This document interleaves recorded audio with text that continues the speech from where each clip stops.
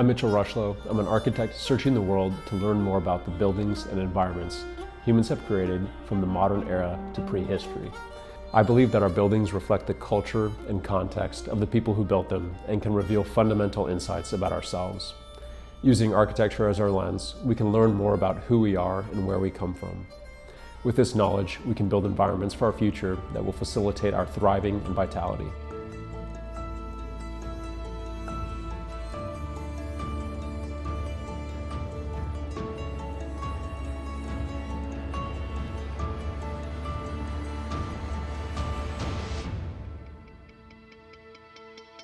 The city of Copenhagen embodies a distinct vision of urban life, and its inhabitants seem to thrive in this environment.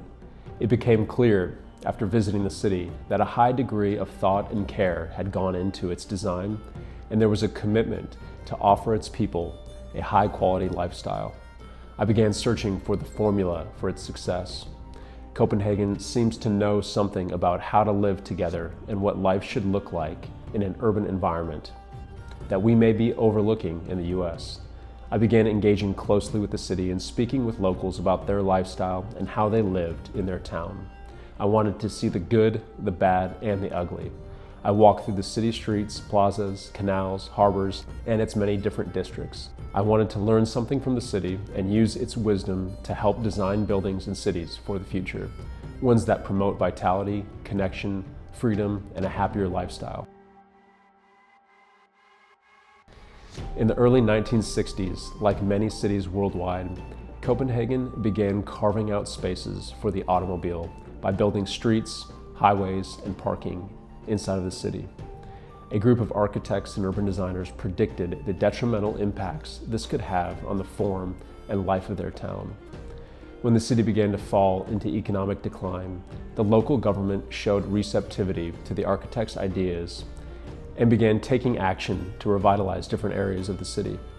At the core of their thesis was the idea that by prioritizing automobiles, the town was becoming dehumanized, losing its public spaces, pedestrian-friendly streets, and ability to facilitate human interaction. They believed that the automobile was jeopardizing the city's social and cultural fabric and effectively squeezing the life out of the city. The local government started investing resources and taking risks to limit automobiles strategically. Over the next few decades, they took back many streets, boulevards, and plazas. A revitalization of the city had begun. When the minimization of automobiles emerged as a primary goal, many were skeptical. People were concerned about the effects of closing streets and parking. They believed it would negatively affect the economy and increase traffic in other areas of the city. They worried it would stunt the city's growth relative to other developing cities at the time, as many of those cities welcomed the automobile with open arms. Copenhagen remained steadfast in their commitment to the philosophy. Over time, they discovered that many of their concerns did not come to fruition. In fact, the opposite occurred. Their economy rebounded and the city's culture flourished. Studies of other cities later showed that more cars would come when more cars were invited. When cities attempted to relieve traffic by building more roads and parking spaces, the traffic does not lessen. Instead, those additional roads just become filled with more traffic. After Copenhagen closed its roads, the automobile congestion of the remaining streets did not become overcongested. The people adapted by utilizing other forms of transit, such as walking and bicycling. Copenhagen re-established a network of walking pathways and pedestrian bridges all over the city. It was critical for the designers that these pathways were as unobstructed as possible, allowing a comfortable flow of people without having excessive stops or obstacles. Implementing more pedestrian and bike paths throughout the city should be compared to the cost of constructing automobile infrastructure. We must also consider the downstream effects of more people walking and biking in the city. This will help curb the rising healthcare costs, especially in America. With more people walking, socializing, and spending time outdoors, a more stable and sustainable population will emerge. One of Copenhagen's most prominent streets, Strøget, was converted from an automobile-accessible street to a fully pedestrian promenade in 1962. From 1962 to 2005, the city area dedicated to pedestrians and public spaces grew about sevenfold. Various social events, interactions, exchanges of ideas, and building of relationships can naturally occur when people are out walking in the city. People inherently want to be where other people are. A deep desire to connect with other humans is satisfied when we see others walking about, healthy and engaging in public life. When we improve people's ability to walk around the city, we strengthen that internal fabric of city life.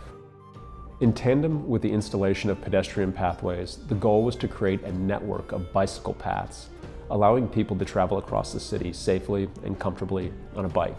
The way the city prioritized bikes is impressive. Many streets have a dedicated bike lane on a separate elevation slightly above that of the street and are separated by curbs from the sidewalk and the automobile path. There are also individual, smaller bike traffic lights with lower wait times than the automobile lights.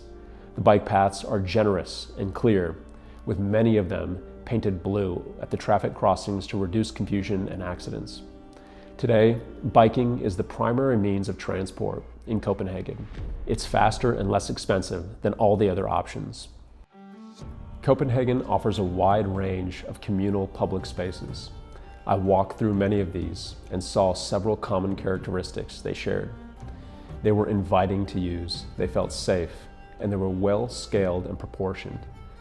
They were oriented or faced towards key features such as the harbor, landscape elements, or public art. They created a space through outdoor furniture or building edges. Many were cozy, well-lit, and quiet. They had tactile materials that felt at home or comfortable in their surroundings.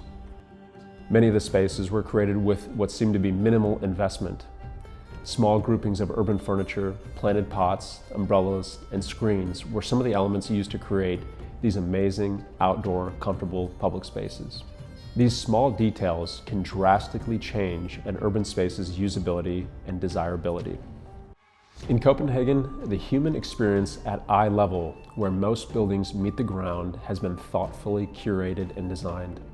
The visual and physical experience of walking on the sidewalks is pleasurable and stimulating.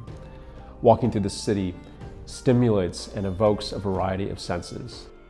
The storefronts of the shops, cafes, restaurants, and many other building types open to the street, and they invite people and pedestrians to look into their spaces to witness the life inside. The building facades at eye level are varied, with very few monolithic spans of large surfaces. The pedestrian is offered a consistent theater of urban life as they walk down the various streets and promenades in the city. This is very different compared to many of the modern US cities where our streets are lined with massive monolithic building facades at street level that are uninviting and almost unnerving.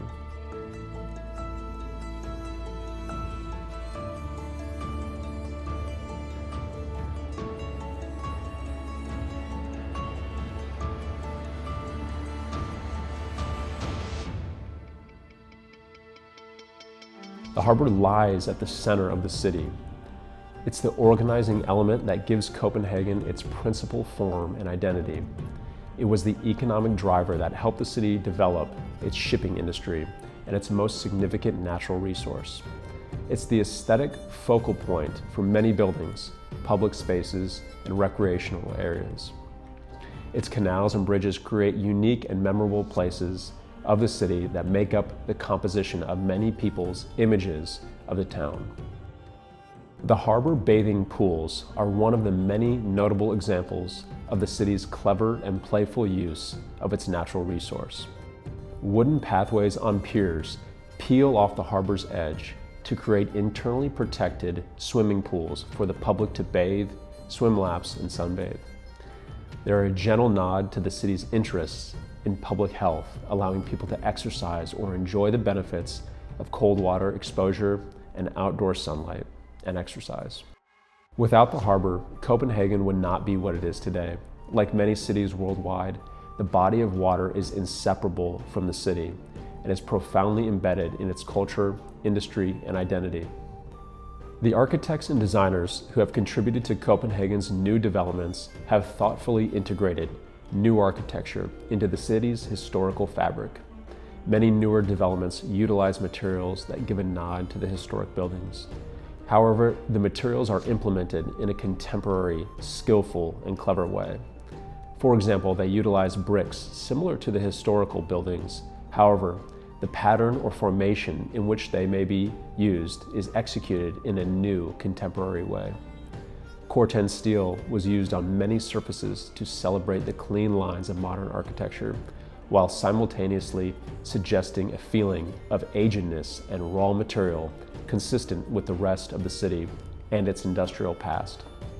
Smooth granite pavers are installed within the courses of cobbling along the foot and bike paths to allow pedestrians and bikers to walk or ride more efficiently and more comfortably.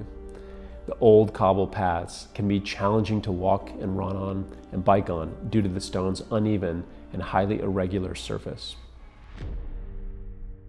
We can learn a lot from Copenhagen. At the core of the city are its people. As simple as this seems, many cities all over the world seem to have lost sight of this. Over centuries in Copenhagen, it's been a place where people can engage with each other. They can trade, exchange news, entertain each other, and build new relationships. People can walk everywhere in the city, and as a result, a tightly woven cultural fabric, connectivity, and close relationship to the city has been created.